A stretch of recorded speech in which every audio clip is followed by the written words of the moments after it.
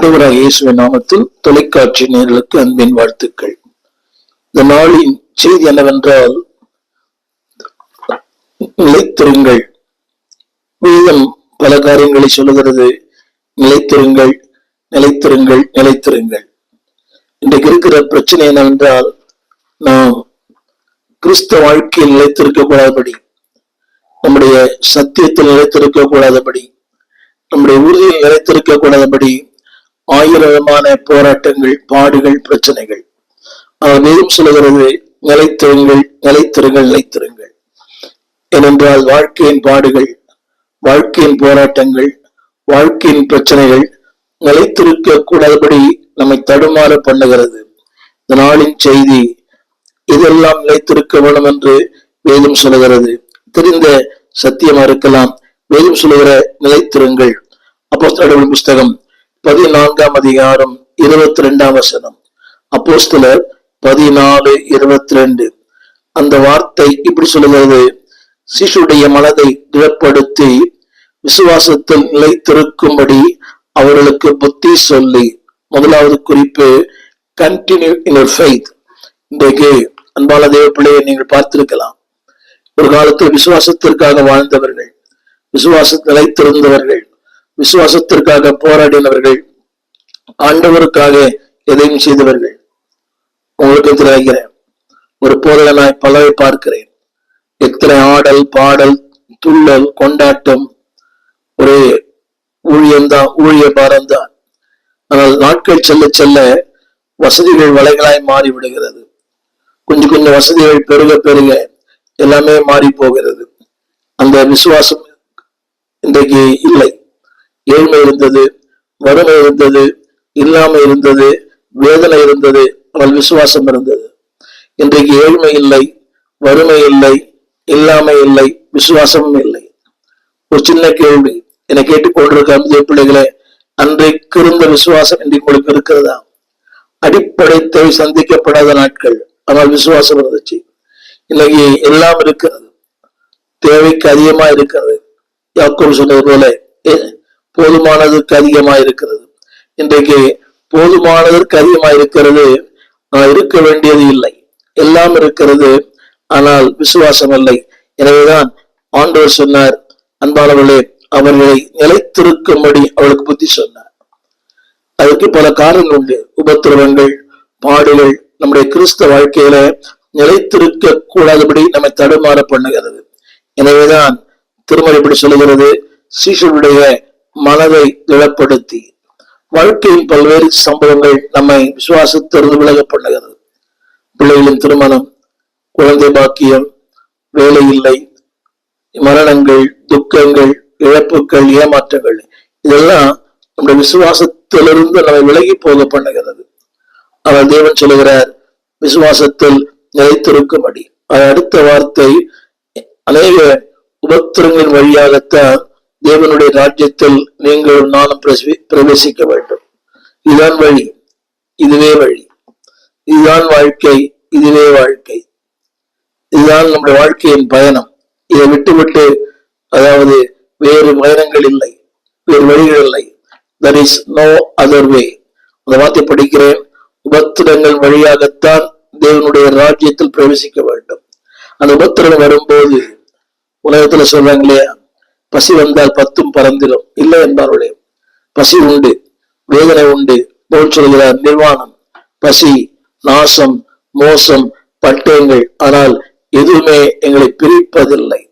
என்னை கேட்டுக்கொண்டு வந்ததே பிள்ளையே, கண்டினியூ இன் யுவர் ஃபெய்த். ஒருவேளை எதிர்பார்க்கிறது போல காயம் நடக்காமல் இருக்கலாம். எது நடந்தாலும் நடக்காவிட்டாலும் உங்களை அழைத்தவர் உண்மை உள்ளவர், அப்படியே செய்வார். உங்களை அன்பானவர்களே, விசுவாசத்தில் நிலைத்திருங்கள். கிடைத்தாலும் கிடைக்காவிட்டாலும், வாழ்ந்திருந்தாலும் தாழ்ந்திருந்தாலும், உயர்ந்திருந்தாலும், எந்த நிலையில் இருந்தாலும், வேதம் சொல்வது மனரம்யமா இருக்க கற்றுக்கொள்ளுங்கள். அது கடினம். இன்றைக்கு இருப்பது போல் நாளை இல்லை. ஒரு நாளில் உயர்ந்த அனுபவங்கள், அடுத்த நாள் பள்ளத்தாக்கு. வேதம் சொல்லுகிறது, நிலைத்திருங்கள் எல்லா சூழ்நிலைகளிலும். இரண்டாவது, வேதம் நிலைத்திருக்க சொல்லுகிற அடுத்த வார்த்தை, கொலோசியர் 4ஆம் அதிகாரம் 2ஆம் வசனம், ஜெபத்தில் நிலைத்திருங்கள். இது கூட ஏறக்குறைய அதை போன்றுதான். அன்றைக்கு தேவைக்காக அதிகமாக ஜெபித்தோம். தேவைகள் அதிகம், ஜெபங்கள் அதிகம். இன்றைக்கு தேவைகள் குறைவு, ஜெபங்களும் குறைவு. இல்லை என்பவர்களே, தேவைகள் எத்தனை இருந்தாலும் இந்த தேவைகள் மத்தியில் ஆண்டவரை மட்டும் தேடுங்கள். வேதம் சொல்கிறது, கண்டினியூ இன் யுவர் பிரேயர். பிரயத்தில் படிக்கிறேன், இடைவிடாமல் ஜெபம் பண்ணுங்கள், ஸ்தோத்திரத்தோடு ஜெபத்தில் விழித்திருங்கள். ஆங்கிலத்துல கண்டினியூ இன் யுவர் பிரேயர். இன்னைக்கு அன்பானவர்களை, ஒருவேளை தேவையில்லாமல் இருக்கலாம். நான் பலமுறை சொல்லியிருக்கிறேன், தேவையில்லாவிட்டாலும் பரவாயில்லை, ஜெபியுங்கள். இன்றைய ஜெபம் நாளை ஆபத்து உங்களை பாதுகாக்கும். வியாதி நேரங்களில் ஜெபிக்க முடியாது, ஆபத்து நேரங்களில் ஜெபிக்க முடியாது, பாடுகளில் ஜெபிக்க முடியாது. இதெல்லாம் சகாயம் கிடைக்கும் காலத்துல ஜெபியுங்கள். ஜலப்பிரவாகம் எப்போ வரும் தெரியாது, அது எப்போ வந்தாலும் அது உங்களை பாதுகாக்கும். என்னை கேட்டுக்கொண்டிருக்க அன்புடைய பிள்ளையே, இதுதான் வாழ்க்கை. தேவன் சொல்லுகிற இந்த வார்த்தையில கண்டினியூ இன் யுவர் பிரேயர். திரும்ப திரும்ப இந்த செய்தி கேட்கிற யாரானாலும் நீங்கள் எதனாலும் இருக்கலாம், உயர்ந்துள்ளா இருக்கலாம், வசதி படைத்துள்ளா இருக்கலாம். கவனிங்கள், வசதிகள் உங்கள் ஜபத்தை நிறுத்தக்கூடாது. திரும்ப சொல்லுகிறேன், இன்றைய ஒருவேளை தேவைகள் இல்லாமல் இன்றைக்கு வசதியா இருக்கலாம், நல்ல வசதி வாய்ப்புகள் இல்லாமல் இருக்கலாம், வாய்ப்புகள் இருக்கலாம். ஆனால் அந்த வாய்ப்புகள் நிரந்தரமானதல்ல, இந்த வசதிகள் நிரந்தரமானதல்ல. எனவே don't stop your prayer, continue in your prayer. மூன்றாவது சொல்ல விரும்புகிற அடுத்த வார்த்தை 1 தீமோத்தேயு 4:16. அது சொல்லப்பட்ட வார்த்தை கண்டினியூ இன் யுவர் கான்செப்ட். அதாவது உன்னை குறித்தும் 1 தீமோத்தேயு 4:16, உன்னை குறித்தும் உன் உபதேசத்தை குறித்தும் எச்சரிக்கையாயிரு, இவைகளிலே நிலை கொண்டிரு. திரும்ப சொல்லுகிறேன், ஒரு காலத்துல விசுவாசத்திற்காக வாழ்ந்தவர்கள், விசுவாச வாழ்க்கையை அதிலே நிலைத்திருந்தவர்கள், வசதி வாய்ப்பு நவீன உபதேசங்கள் எவ்வளவு பேர். உள்ளிரங்கமாய் சொல்லுவேனால், இந்த உயர்ந்த வாழ்க்கை சபைக்கு போனவர்கள், திருமணம் செய்ய தவறு என்று சொல்லுகிற சபைக்கு வெண்வஸ்திரம் தரித்தவர்கள், வெண்வஸ்திரம்தான் அவருடைய வாழ்க்கையின் இலக்கு. ஆனால் காலப்போக்கில வசதிகள் வாய்ப்புகள் பல காரணம் சொல்றாங்க. பிள்ளைகள் விரும்பல, பிள்ளைகள் அது விரும்பல, பிள்ளைகள் தான் விரும்புறாங்க, அவங்க ரொம்ப அது அவங்களுக்கு ஒத்து வரல, பிடிக்கல, இரவுதான் இங்கே போகிறோம். அது தவறு.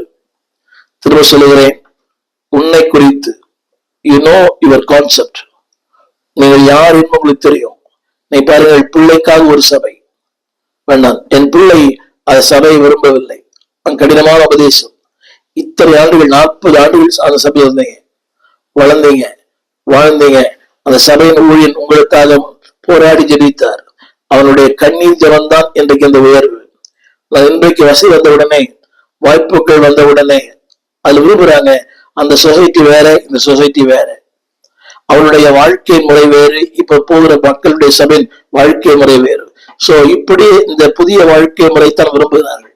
பிழை எடுக்க வேண்டும், பெண் கொடுக்க வேண்டும். சோ அந்த முறை ஒத்து வரல. அங்கே ஆபரணங்கள் இல்லை, அலங்காரம் இல்லை. ஆனா புதிய இடத்துல ஆபரணங்கள் உண்டு, அலங்காரம் உண்டு. ஒரு மாடர்ன் லைஃப் வேண்டாம். உன்னை குறித்தும் வாட் யூ லேர்ன், நீங்கள் எதை அறிந்து கொண்டீர்களோ. எத்தனையோ பேரை பார்த்திருக்கிறேன்.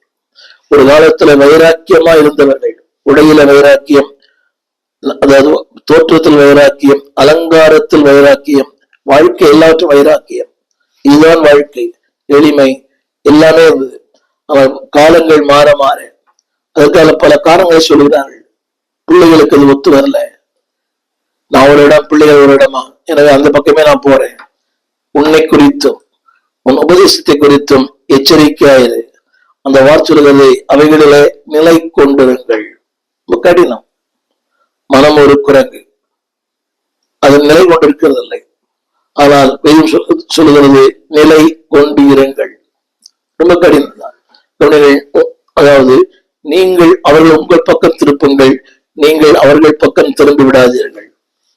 திரும்ப சொல்லுகிறேன், அவர்கள் உங்கள் பக்கம் திருப்புங்கள், நீங்கள் அவர்கள் பக்கம் போய்விடாதிருங்கள்.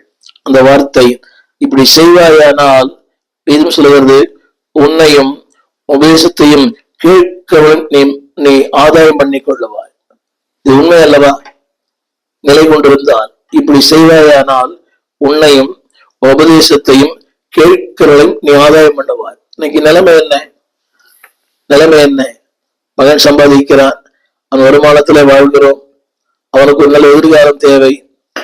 இங்க இருந்தா அந்த எதிர்காலம் கிடைக்காது, வசதியை கிடைக்க வாய்ப்பு, அவருடைய ஸ்டாண்டர்டே வேற. எனவே ஸ்டாண்டர்ட் முக்கியம் இல்லை, கர்த்தர் தான் முக்கியம். திரும்ப சொல்லுகிறேன், be continue in your concept, அதாவது உங்களுடைய அந்த கொள்கையில உறுதியா இருங்க. அரசியல்வாதிகள் தான் அப்பப்ப மாத்திப்பாங்க. பாருங்க, இந்த கூட்டணி என்ன சொல்றாங்க, அப்பொழுது பார்க்கலாம், தேர்தல் வரும்போது பார்க்கலாம். அது கொள்கை கூட்டணி அல்ல, அந்த நேரத்துக்கு இது கூட்டணி. அப்படி வேண்டாம், உங்களுக்கு ஒரு கொள்கை இருக்காது. Be continue in your concept, உங்களுடைய இந்த கொள்கையில உறுதியா இருங்கள். இன்னைக்கு ஆயிரத்துல கொஞ்சம் பேர் தான் இந்த மாடர்ன் சபைக்கு போற எல்லாருமே ஒரு காலத்துல அந்த உறுதியான விசுவாச சபையில் அவர்கள் இருந்தவர்கள். ஒருபோது அந்த போதையில் பிடிக்காம இருக்கலாம், சத்தியம் பிடிக்காம இருக்கலாம். வேண்டாம், இதுதான் சத்தியம். இந்த நவீன அலங்காரம், இந்த மாடர்ன் சத்தியங்கள், மாடர்ன் இசைக்கருவிகள் ஒரு நாள் நிற்காது. அந்த ஊழியர் மரித்தால் ஊழியர்கள் மரித்து போகும். ஆனால் அன்பான சத்தியம் நினைக்குமே அது உறங்காது, சத்தியம் அது தோற்று போகாது. வேதம் சொல்கிறது, இப்படி செய்தால் நீ உன்னையும் உன் உபதேசத்தையும் கேட்கிறவர்களையும் நீ ரட்சித்துக் கொள்ளுவார். உண்மை அல்லவா? Be continue in your concept, உன்னுடைய கொள்கையை உறுதியா இருங்க. மாற்றிக்கொள்ள வேண்டாம், யாருக்காகவும் எதற்காகவும் எதை மாற்றிக்கொள்ள வேண்டாம். பி கண்டினியூ, தொடர்ந்து கிரியை செய்யுங்கள். அடுத்த ஒரு வார்த்தை எழுதப்பட்டிருக்கிறது, continue the things that what you learned. அதாவது இதைத்தான் ஆரம்பத்தில் சொன்னேன், 134:14 கூட, நீ எதை கற்றுக்கொண்டீர்களோ அதுல உண்மையா இருங்க. வாட் யூ லேர்ன், ஒரு சக்தி கற்றுக் கொடுக்கப்பட்டிருக்கும். ஒரு சின்ன கேள்வி, நமக்கு முந்தி வாழ்ந்த அவங்க இப்படி சொன்னாங்க, இப்படி இருக்கணும்னு. அப்ப இப்ப வேற மாதிரி இருக்குது. இப்போ அப்ப அவர்கள் தவறா, இவர்கள் சரியா? அப்ப இவர்கள் சரி என்றால் அவர்கள் தவறு. புரிய நினைக்கிறவங்களுக்கு அவர்கள் தவறு செய்யவில்லை. நமக்கு முந்தி வாழ்ந்த எத்தனையோ பரிசுத்தவான்கள் அவருடைய அந்த கொள்கையில நான் சொல்ல வந்து அந்த வார்த்தை, the things they learn, எதை கற்றுக்கொண்டீங்க? நான் கற்றுக்கொண்டது சிஸ்டர் சாராள் அவருடைய சபையில. அவர்கள் தான் இந்த பெயர் எனக்கு வைத்தார்கள், ஸ்டீவன் தேவகுமார். அவர்கள் வைத்த பெயர் தான் இது. வாட் ஐ லேர்ன், இன்ற வரைக்கும் அதிலே அன்பானே, உலகத்தில் எந்த பகுதிக்கு போனாலும் நான் நானாக இருக்கவே விரும்புகிறேன். சத்தியம் என்னவென்றால், be continue what you learn, நீங்கள் கற்றுக்கொண்டீங்க. அப்படியானால் அந்த கற்றுக் கொடுத்த போது தவறா இல்லை. அப்ப இவர் கற்றுக் கொடுக்கிறார, செழிப்பு, உபதேசம், விசுவாசம், வீடு வாங்கலாம், கார் வாங்கலாம், பங்களா வாங்கலாம், சபைக்கு எப்படி வேணா வரலாம், வெளித்தொடர்ந்து பார்க்கல, உள்ளத்தான் பார்க்கல, இதெல்லாம் ஒரு மயமாலமான சத்தியங்கள். வேண்டாம். Be continue what you learn. அது மட்டுமல்ல, அடுத்த அதே 3:14 சொல்லுகிறது, 3:14 கண்டினியூ இன் யுவர் கவனன்ட், உங்களுடைய அந்த உடன்படிக்கையில் உண்மையா இருங்கள். அந்த வார்த்தை திரும்ப படிக்கிறேன், கண்டினியூ. இன்னொரு வார்த்தை கூட, அது 1 தீமோத்தேயு 3:14 கூட, அதாவது அவர் வருவார் என்பதிலே நம்பிக்கையா இருங்கள். We continue in your what you learn. அவர் சீக்கிரம் வருவார். அடுத்த வார்த்தை, we continue in your covenant. எபிரேயர் 8:9 அந்த வார்த்தை சொல்லுகிறது, நான் உன்னுடைய பிதாக்களை எகிப்து தேசத்திலிருந்து கொண்டு வரும்படிக்கு நான் அவருடைய கையை பிடித்த நாளிலே அவர்களோடு பண்ணின உடன்படிக்கையை போல இது இருப்பதில்லை. அதாவது அந்த உடன்படிக்கை நிலைநிற்கவில்லை, நானும் அவர்களை புறக்கணித்தேன். இதில் சொல்லப்பட்ட வார்த்தை, அவர்களோடு நான் பண்ணின உடன்படிக்கை.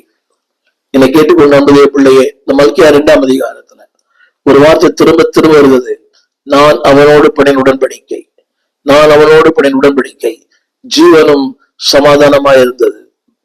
He made a covenant. It's not a contract. I made a covenant with the Lord in the year 1970. 1907 August மாதம் 30 தேவனோடு உடன்படிக்கை பண்ணினேன். 54 ஆண்டுகள் நல்லவராக இருக்கிறார்.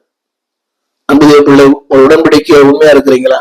அவர் சொல்லுகிறார், அந்த உடன்படிக்கையோட மேலான உடன்படிக்கை இது ரத்தத்தினாலே.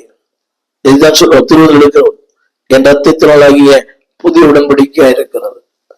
திருமணம் கூட ஒரு உடன்படிக்கை தான், ஒப்பந்தம் அல்ல. அன்னைக்கு திருமணம் தவறா சொல்றாங்க, இவர் ஒப்பந்தம் செய்வார்கள். ஒப்பந்தம் அல்ல, உடன்படிக்கை. உடன்படிக்கை என்பது நீண்ட காலம், உடைக்கப்படாது.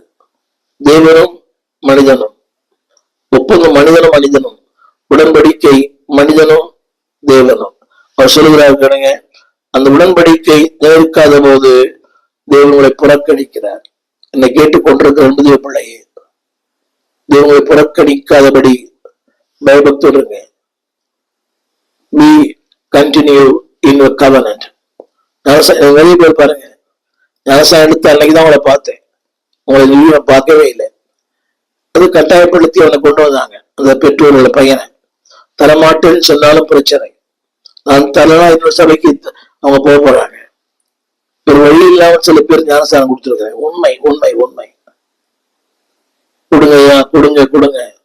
என் பையன் திருந்துருவான். திருந்தவே இல்லை. ஆமேன் சொல்ல உள்ளவன சபைக்கு.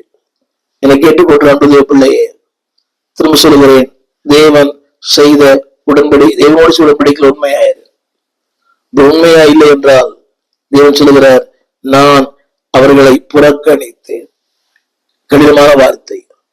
தேவன் உன்னை புறக்கணித்தால் யூ கேனாட் ஸ்டாண்ட். தேவன் புறக்கணித்தால் நிற்க முடியாது. தேவன் புறக்கணித்தால் நிலைநிற்க முடியாது.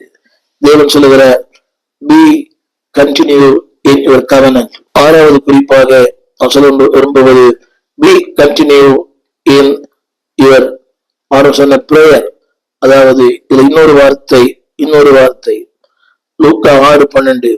அந்நாட்களில் அவர் ஜெபம் பண்ணும்படி ஒரு மலை மேல் ஏறி ராம் முழுவதும் தேவனை நோக்கி ஜெபம் பண்ணி கொண்டிருந்தார். அந்த வார்த்தை ஜெபம் பண்ணி கொண்டிருந்தார், பண்ணினார் அல்ல, பண்ணுங்கள் அல்ல, ஜெபம் பண்ணி கொண்டு இருந்தார். Be continue. ஆரோக்கியம் இருக்கிறது, வியாதி இல்லை, வறுமை இல்லை, ஏழ்மை இல்லை, இல்லாமை இல்லை, எதுவுமே இல்லை, துன்பம் இல்லை, துயரம் இல்லை. But don't stop. ஜெபம் பண்ணி கொண்டு இருந்தார். அவர் ஜெபிக்க வேண்டிய அவசியமே இல்லை. வானம் அவருடையது, அவருடைய பாதப்படி. அவர் சொல்ல ஆகும், அவர் கட்டளையில் நிற்கும். எல்லாமே அவரால் முடியும். ஆனால் எல்லாவற்றையும் படைத்தவர் சொல்லுகிறார். அந்த வார்த்தை, அவர் ஜெபம் பண்ணி கொண்டு இருந்தார்.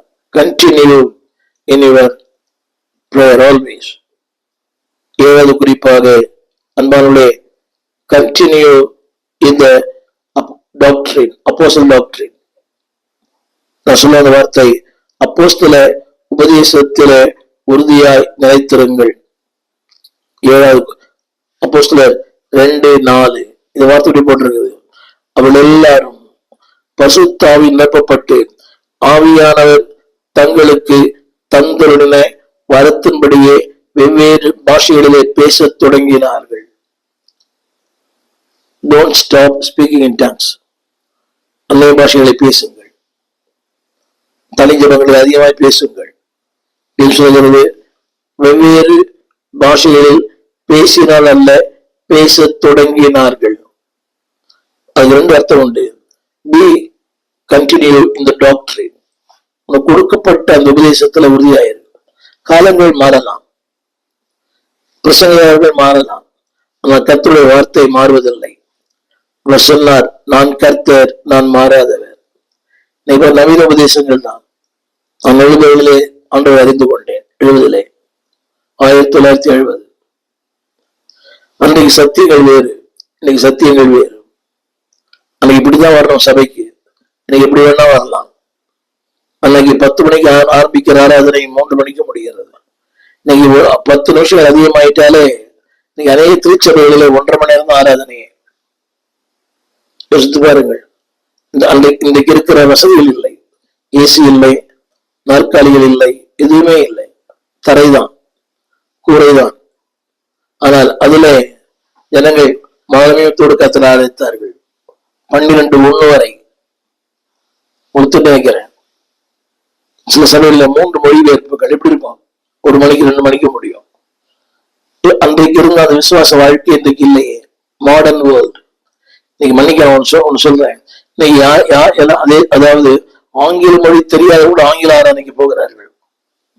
கேட்டா சொல்றாங்க அது ஷார்ட் சர்வீஸ், சீக்கிரம் முடிஞ்சிடும், வேலையை பார்க்கலாம்.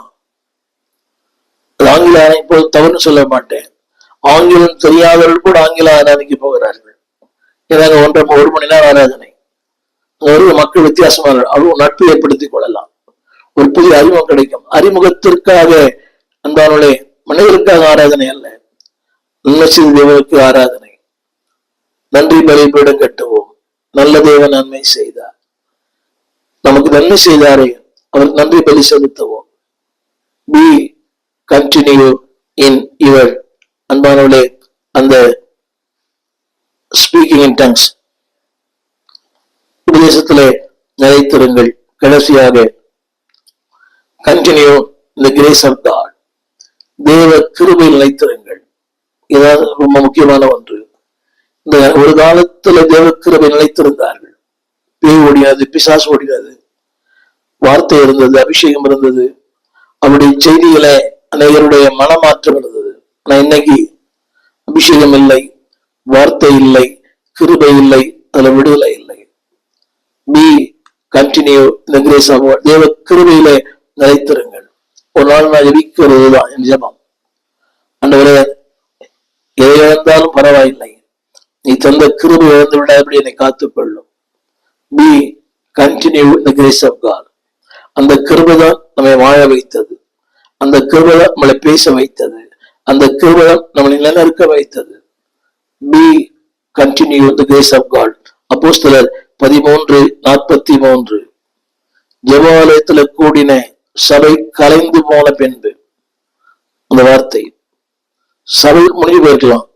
யூதரிலும் யூத மார்க்கத்தடைந்த பக்தி உள்ளவர்களிலும் அநேகர் பவுலையும் பர்னபாவையும் பின்பற்றினார்கள். அவருடனே பேசி தேவனுடைய கிருபையில நிலை கொண்டிருக்கும்படி அவர்களுக்கு புத்தி சொன்னான்.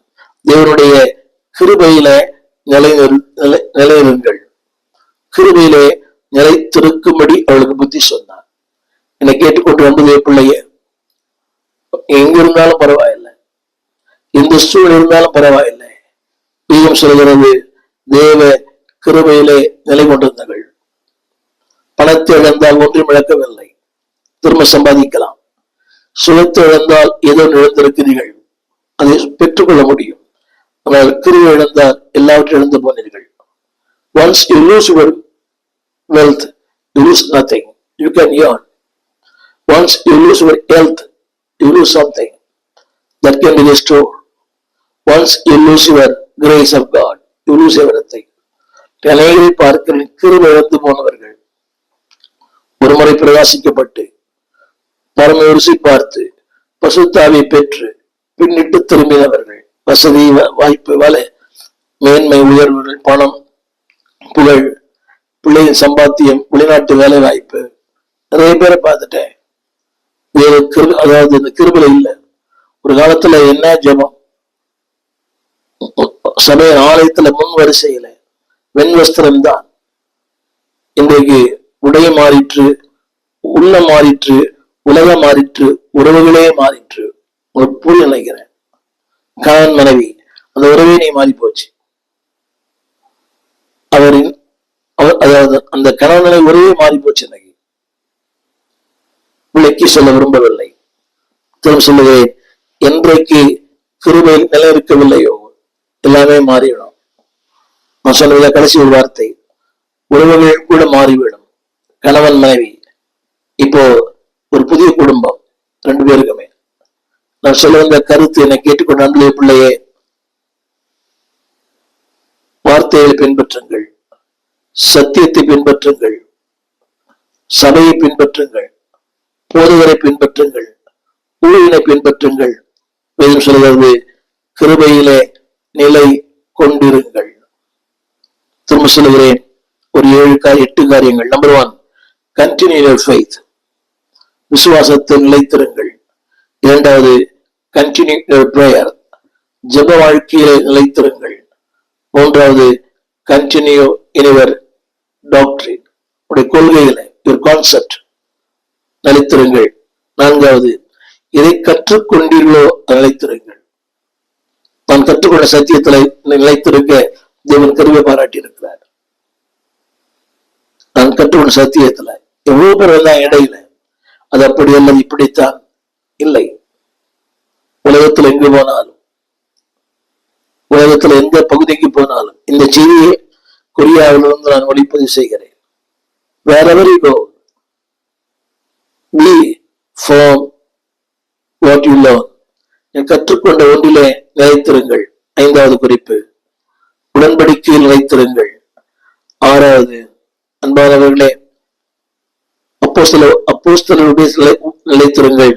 கடைசியாக சொல்லுகிறேன், தேவ கிருபை நிலைத்திருங்கள். எல்லாம் மாறும், எல்லாம் மாறும். வானமும் பூமியும் மாறும். மாறி வரும் ஒரு உலகம், மாறாத தேவ கிருபை, மாறாத உடன்படிக்கை, மாறாத அவருடைய சத்தியங்கள், மாறாத வார்த்தைகள், எதுவுமே மாறாது. நிலை கொண்டிருங்கள். ஜபத்தில், விசுவாசத்தில், சத்தியத்தில், உடன்படிக்கையில், கிருபையில் நிலைத்திருங்கள். இந்த கிருபை உங்களை வாழ வைக்கும். இந்த கிருபை உங்களை மேன்மைப்படுத்தும். உங்களுக்கு ஜெபிக்க விரும்புகிறேன். ஜெபிப்போம். வானத்தையும் பூமியும் படைத்த நல்ல ஆண்டவரே, இந்த அருமையான வேலைக்காக நன்றியோடு உம்மை துதிக்கிறோம். நாளிலே நிலைத்திருங்கள் என்று சொன்னீரப்பா.